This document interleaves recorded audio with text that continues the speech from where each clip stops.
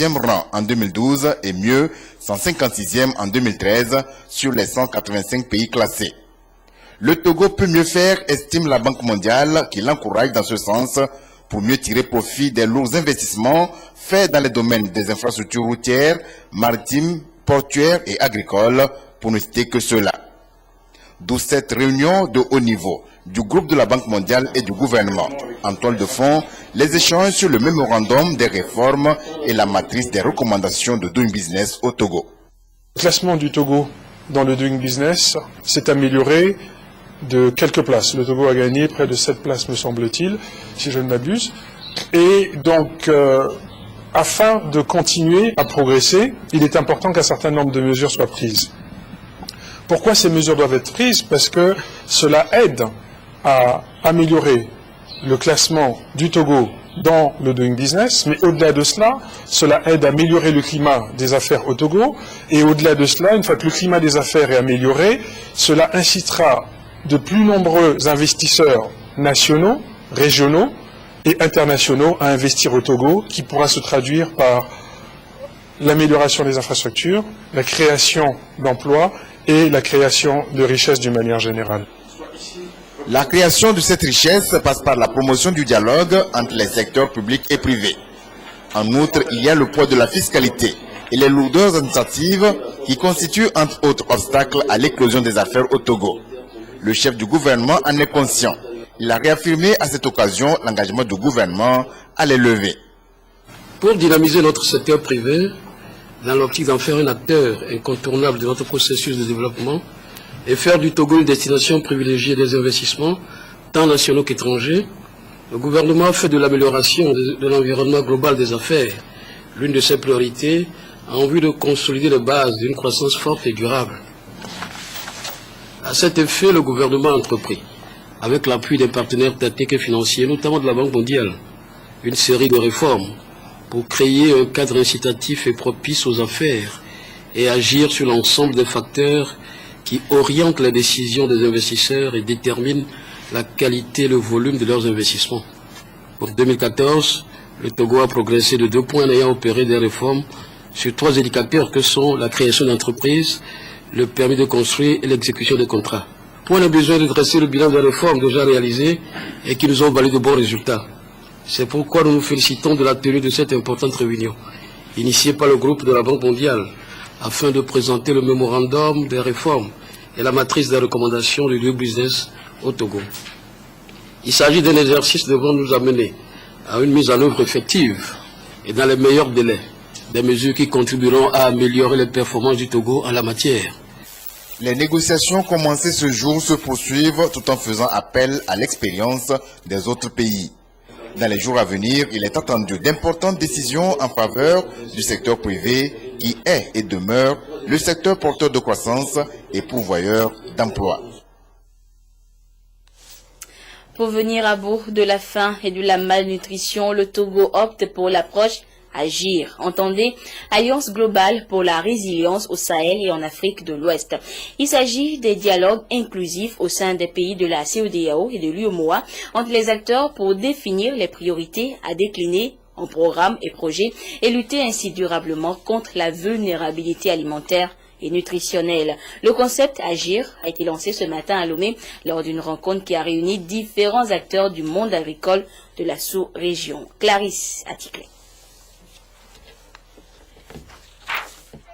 Au Togo, les initiatives se multiplient pour réduire de façon durable la faim et la malnutrition. L'adhésion du Togo à l'Alliance globale pour la résilience au Sahel et en Afrique de l'Ouest, Agir, en est une preuve palpable. L'initiative est née sous le leadership politique de la CEDEAO et de l'UEMOA et vise d'ici 20 ans l'objectif fin zéro par l'éradication de la faim et la malnutrition selon les organisateurs. Il y a beaucoup d'actions qui sont menées actuellement au niveau de la sécurité alimentaire et nutritionnelle. Mais la particularité de cette alliance, c'est que, premièrement, elle tient à faire un lien entre ce qu'on appelle les actions d'urgence, un lien avec les actions de développement. Les actions d'urgence sont nécessaires parce que quand les populations souffrent de la faim et de la malnutrition, il faut tout de suite les secourir. Mais ce ne sont pas les actions de courte durée, les actions conjoncturelles qui vont nous permettre de sortir de nos problèmes. Il faut des actions de long terme, c'est-à-dire des actions à caractère de développement. La faim touche encore près de 30 millions de personnes en Afrique de l'Ouest et au Sahel. L'Alliance base donc ses actions sur la mise en place d'un cadre de dialogue inclusif dans chaque pays en vue de l'identification des besoins immédiats des couches sociales les plus vulnérables en matière de sécurité alimentaire. Face aux défis liés au changement climatique qui affectent les productions végétales, animales et halieutiques, nos pays auront pour tâche essentielle de fédérer, de mutualiser les efforts en vue de construire une alliance globale pour les initiatives de résilience. Suivant les outils méthodologiques de l'alliance, nous devons nous mobiliser de façon coordonnée pour transcender dans une même démarche les causes des crises alimentaires et nutritionnelles aiguës et chroniques, en aidant les ménages vulnérables à accroître leurs revenus, à accéder aux infrastructures et aux services sociaux de base, à construire un patrimoine tout en renforçant durablement leurs moyens d'existence. 17 pays en Afrique de l'Ouest et au Sahel sont membres de cette alliance. Au sein de ces pays, les programmes et projets visant à mieux gérer les crises alimentaires récurrentes seront orientés vers 3 populations cibles: les agriculteurs vulnérables, les petits pêcheurs, les travailleurs pauvres ou en quête d'emploi. Et toujours pour une sécurité alimentaire durable sur le plan national, la stratégie de la croissance accélérée de promotion de l'emploi SCAP a été mise en place avec des subdivisions sectorielles. Et ce matin, c'est le comité sectoriel agriculture et sécurité alimentaire qui a validé son programme d'activité exercice 2014. Eric Djanipo, Medina Bacha. Le comité sectoriel agriculture et sécurité alimentaire valide son projet d'agenda de travail 2014 ainsi que le plan de travail et budget annuel. Une session destinée à assurer la mise en œuvre de la stratégie de croissance accélérée et de promotion de l'emploi SCAP. 11 comités sectoriels ont été mis en place dans le cadre de ces dispositifs institutionnels de coordination et de suivi et évaluation des politiques de développement au Togo. Nous allons voir en début de l'année 2014, nos programmes d'activité, les PTBA et les PTBAI, pour voir ensemble avec le sectoriel si ce qui est prévu peut être retenu. Ok, en fait, ce sont les outils de programmation opérationnelle. D'abord, le plan de travail budget annuel et le tableau de bord annuel d'indicateurs. Sont des outils qui vont permettre de faire le suivi de la mise en œuvre du budget de l'État au niveau du secteur agriculture. Et le tableau de bord annuel d'indicateurs permettra de mesurer la performance du ministère à la fin de l'année, à la fin de la mise en œuvre des activités relatives à la SCAP. Ce comité regroupe les cadres techniques et les services de planification des ministères de l'Agriculture et de l'Équipement rural et les partenaires techniques et financiers. Les travaux sont financés par l'Union européenne et mis en œuvre à travers le PNUD et le ministère de la Planification. Même exercice de validation de plan de travail pour cette année 2014 pour le comité de pilotage du projet de renforcement de la conservation du système des aires protégées. Une manière pour les acteurs en charge de ce projet de définir des actions pour la conservation des aires protégées au Togo. Vincent Pouvel, Albertine Yakin. À l'agenda de renforcement du rôle de conservation du système national d'air protégé, il est prévu 2 réunions ordinaires chaque année. Ces dispositions portant création et fonctionnement des organes de gestion du projet ont permis aux acteurs de s'impliquer davantage dans les activités de la biodiversité. Donc cette deuxième réunion du comité de pilotage a pour objectif de pouvoir évaluer donc, le niveau de mise en œuvre du plan de travail 2013 et également les difficultés rencontrées et pour cette deuxième réunion de proposer des orientations pour cette année 2014. La réhabilitation des aires protégées, la protection de la biodiversité constituent de grands défis à relever avec l'appui des partenaires. Dans le cadre des différentes conventions, il faut protéger la nature. Donc on protège à la fois l'espace et les animaux qui sont dedans.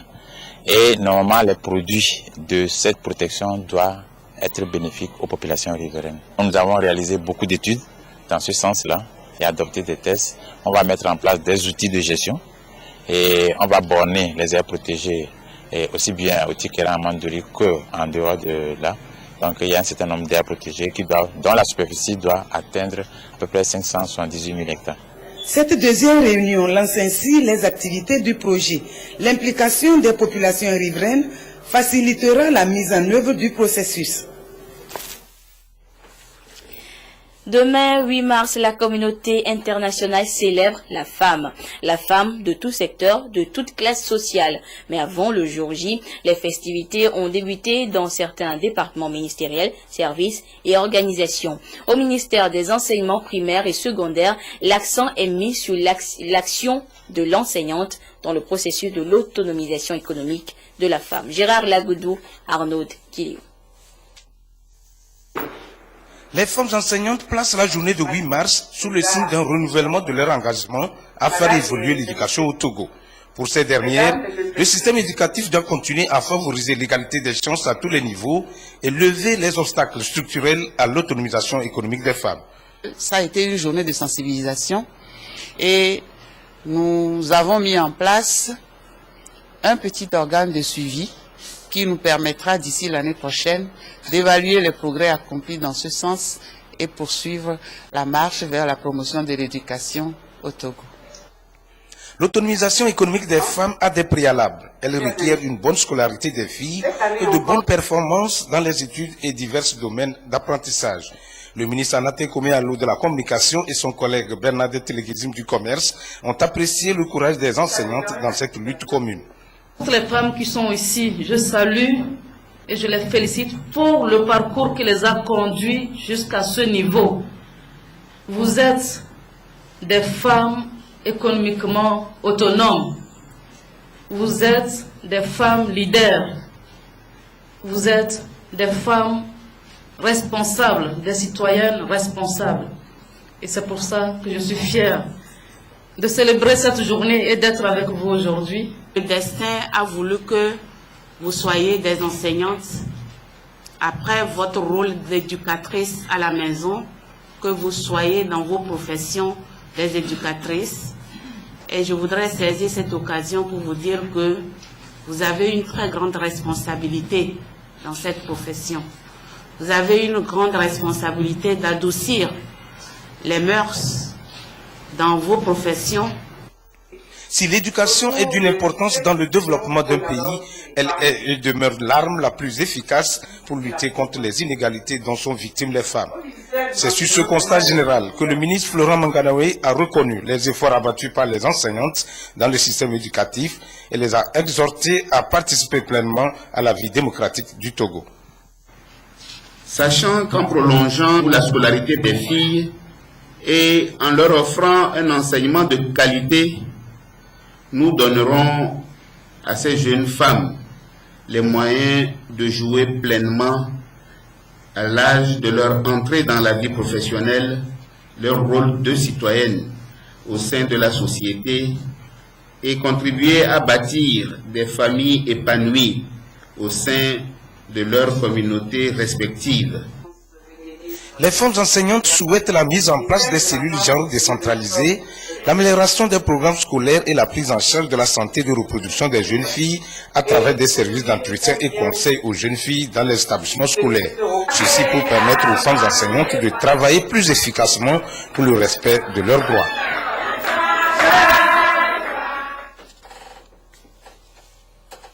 La fête a donc déjà commencé. C'est depuis 1975 que la communauté internationale célèbre le 8 mars de chaque année la Journée internationale de la femme.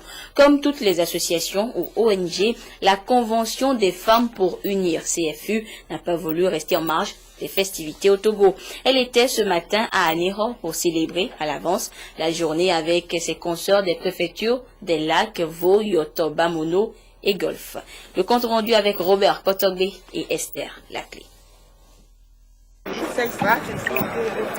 La célébration de la Journée internationale de la femme, édition 2014, a réuni ce jour à Anéro des femmes des préfectures des Lacs, de Zio, de Lavé, du Golfe, de Vaud, de Yoto et du Bamono, regroupées au sein de la Convention des femmes pour unir CFU, une rencontre d'échange pour permettre aux femmes de mettre en synergie leurs actions afin de lever tous les obstacles à leur autonomisation économique. Cette journée du 8 mars, elle sera mise au profit par la Convention des femmes pour unir, pour canaliser les énergies, recadrer les stratégies et recentrer nos actions en vue de faire non pas de la condition féminine, mais plutôt de l'action féminine, le fer de lance du développement au Togo. C'est donc l'occasion pour nous de réfléchir sur les enjeux de l'action féminine dans le processus du développement de notre pays. C'est pourquoi d'ailleurs, la Convention des femmes pour unir a de ce fait choisi d'animer une causerie débat permettant d'éclairer les femmes sur les défis et enjeux du Fonds de la finance inclusive. La Convention des femmes pour unir CFU a salué la mise en place par le chef de l'État du Fonds national de la finance inclusive. Une causerie débat a permis aux femmes de cerner le bien fondé de ce fonds. Le thème national réservé pour cette journée au Togo cette année s'inscrit bien dans la vision de ce fonds. Le thème nous dit l'autonomisation économique de la femme. Ça s'inscrit bien dans la vision de ce fonds. Le chef de l'État a voulu que toutes les femmes soient touchées par une certaine somme pour mener une activité génératrice de revenus. Donc, mon espoir, ce que j'attends de ces femmes aujourd'hui dans cette causerie, qu'elles comprennent le bien fondé, qu'elles s'approchent de ces institutions qui seront partenaires du fonds afin de bénéficier de petits crédits et mener leurs activités économiques. Il faut que les plaintes financières des femmes cessent dès aujourd'hui. Le Bureau national de la Convention des femmes pour unir a échangé avec les femmes, non seulement sur leurs droits et devoirs, mais aussi sur la place de la femme dans une cité. Il s'est réjoui des multiples efforts consentis par le président de la République pour l'épanouissement de la femme togolaise.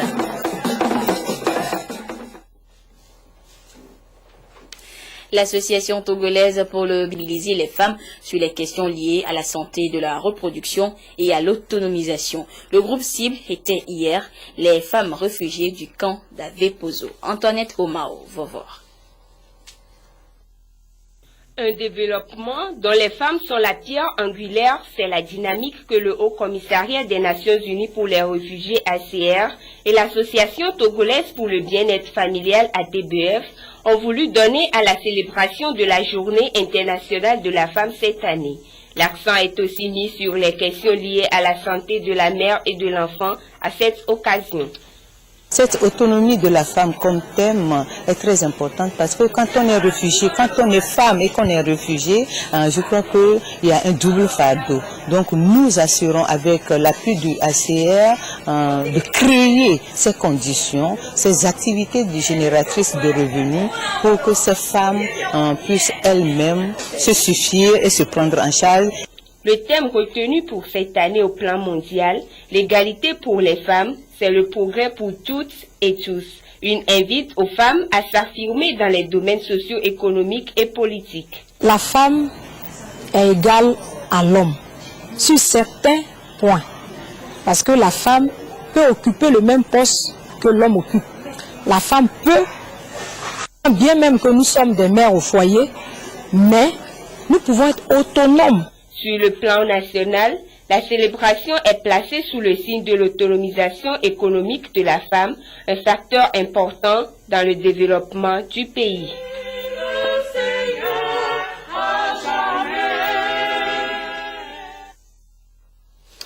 On l'a compris, donc cette année, l'accent est mis sur le plan national sur l'autonomisation économique de la femme. Mais chaque État met tout en œuvre pour une grande représentativité de la gente féminine dans les instances de décision. Ce soir, nous nous intéressons à la chefferie traditionnelle. Elles sont rares, ces femmes qui portent la couronne de gardiens des us et coutumes. Mais parmi cette minorité, on retrouve des femmes chefs cantons et de village. Félix Mdacha nous fait découvrir ce soir l'une d'entre elles. Mama Akwe Basaka 3, chef du village de Toti Niveme Kakaveli dans le canton d'Agouanivé. C'est encore l'heure de service et Madame Akweba est à son lieu de travail, l'unité de soins périphériques de Togo-Kopé dans le Golfe, où depuis près de 28 ans, cette accoucheuse auxiliaire de formation offre ses services aux femmes. Agent de santé, c'est l'étiquette sous laquelle l'accoucheuse est connue dans ce milieu. Mais ailleurs, comme à Toti Niveme Kakaveli, sa localité d'origine, c'est elle le chef de village. Mon grand frère est décédé et je l'ai remplacé. Mon grand frère aussi a remplacé mon papa, qui est Togbe Ade Saka premier. Et après, c'est mon grand frère Saka, comme l'a dit, 2. Et puis, compte tenu des décès de mes grands frères, il reste 2 grands frères, un petit frère, qui est notre Benjamin. Donc, on a souhaité me mettre à la place de mon grand frère. J'ai pris le trône en 98. Mais je n'ai aucun problème avec mon mari. Être chef du village, une femme, ce n'est pas du tout facile pour moi. La population n'accepte pas qu'une femme est leur chef de village. À l'heure où je suis maintenant, il y a quelques-uns maintenant, quand je les appelle, c'est avec difficulté qu'ils viennent me voir. Mais s'ils ont des problèmes, ils viennent envers moi. C'est comme ça. Ce rôle de garante des us et coutumes de sa localité, Mama Akwe Basaka 3, le joue depuis 16 ans déjà. Préjugés liés à son genre et à son statut professionnel, les difficultés à surmonter par la chaise sont multiples. Mais avec le soutien de ses notables, elle parvient à les affronter et même s'affirmer. Je n'avais pas de problème avec les chefs hommes. Même si je ne suis pas présente à quelque part, ils ne sont pas... Ils sont gênés pour aller à quelques séminaires. Et notre chef de service me fait une note et remet à la DPS. Pour faire les sacrifices, il y a des hommes. Nous avons des notables. Et ils prient. Lui, il est choisi pour ça. Lui appelle les ancêtres et il y a quelqu'un à part qui égorge aussi bélier ou bien poule ou coq. Je ne le fais pas. Moi, je reste, ils font ça, moi, je vois. Si au palais royal et devant les divinités, Maman Akweba peut compter sur ses notables, de retour dans son foyer, c'est la mère de famille qui doit éduquer ses enfants et surtout veiller à leur bien-être. Une femme est une femme. Je joue mes rôles de mère, de famille, tel que ce soit. Tout ce qu'une femme doit faire à la maison, donner des enfants, faire tout, je le fais. 6 enfants à nourrir et à éduquer toute seule depuis la disparition de son mari n'est pas une chose aisée. Ajoutez à cela toutes les autres charges de Mama Akwe Basaka 3, ce sont des exemples de femmes battantes à saluer et à encourager. Et l'émission Au cœur de la nation de ce soir sera justement consacrée au thème national de la célébration de la journée internationale de la femme, à savoir l'autonomisation économique de la femme. C'est un progrès pour toutes et tous. Vous avez là les images du plateau de l'émission Au cœur de la nation à suivre à partir de 21h avec Franck Missité et ses invités. La Croix-Rouge togolaise et le corps des sapeurs-pompiers viennent de bénéficier d'un don de matériel roulant. Un geste du ministère de l'Environnement et des Ressources forestières dans le cadre de l'exécution de son projet de gestion intégrée des catastrophes et des terres. Les engins vont permettre à ces deux structures de mieux réagir en situation d'urgence. Le coût global du matériel est évalué à plus de 123 millions de francs CFA. Le compte rendu avec Prudence Kossi Zinsou. Le ministère de l'Environnement et des Ressources forestières renforce les capacités opérationnelles de la Croix-Rouge togolaise et le corps des sapeurs-pompiers. 190 vélos et 18 motos offerts à la Croix-Rouge pour l'appuyer dans son système d'alerte précoce communautaire en cas d'inondation. Les sapeurs-pompiers bénéficient d'un nouveau camion de transport pour des situations d'urgence. Et aujourd'hui, nous sommes très honorés de bénéficier de ce matériel roulant qui va nous permettre d'améliorer nos conditions de travail et surtout renforcer nos capacités pour ce système d'alerte précoce au niveau de la Croix-Rouge. Je tiens encore au nom du ministre de la Sécurité et de la Protection civile à remercier la Banque mondiale pour ce don de véhicules qui va nous servir vraiment au moment des catastrophes à intervenir rapidement sur les lieux de catastrophe. La remise de ce matériel roulant n'est que la mise en œuvre des activités du projet Gestion intégrée des catastrophes et des terres, un projet du ministère de l'Environnement financé par la Banque mondiale. Il y a lieu quand même de remercier au passage les partenaires, surtout la Banque mondiale, qui a voulu financer ce projet pour permettre aux Togolais quand même d'avoir une meilleure gestion des catastrophes. Et mon souhait le plus cher, c'est qu'il n'y ait pas beaucoup de catastrophes. Le Togo, à l'instar d'autres pays, n'est pas à l'abri des catastrophes naturelles. Ces matériels roulants pourront apporter des réponses à ces sinistres, mais leur prévention reste la meilleure stratégie. À retenir également dans l'actualité de ce vendredi, les réactions de la société civile nigérienne qui se poursuivent après l'extradition hier par le Niger de Saadi Kadhafi. Et pour se défendre, le gouvernement de Niamey affirme que la géographie commande la diplomatie. Sur le plan national, le Conseil togolais des éditeurs de presse privée met fin à ses activités au sein du CONAP, Conseil national des patrons de presse du Togo. Ce vendredi, lors d'une conférence de presse, les membres du CETEP ont officiellement relancé à nouveau les activités de l'association qui se repose essentiellement sur les conditions de travail des patrons de presse et des journalistes togolais. Des précisions avec Nathalie Panégué. Le 17 février 2014, certains patrons de presse, membres du Conseil national des patrons de presse du Togo CONAP, avaient porté sur les fonds baptismaux une nouvelle association dénommée Patronat de la presse togolaise PPT. En réaction, le Conseil togolais des éditeurs de la presse privée, CETEP, également membre du CONAP, se désolidarise et reprend vie. C'est ce qui a amené ce jour les responsables de ce conseil à annoncer publiquement la reprise de leurs activités. Nous étions 4, comme je vous l'ai dit tout à l'heure. Nous avons décidé de fusionner, de mettre nos associations en veilleuse pour pouvoir nous retrouver ensemble et régler les problèmes de la presse dans son ensemble.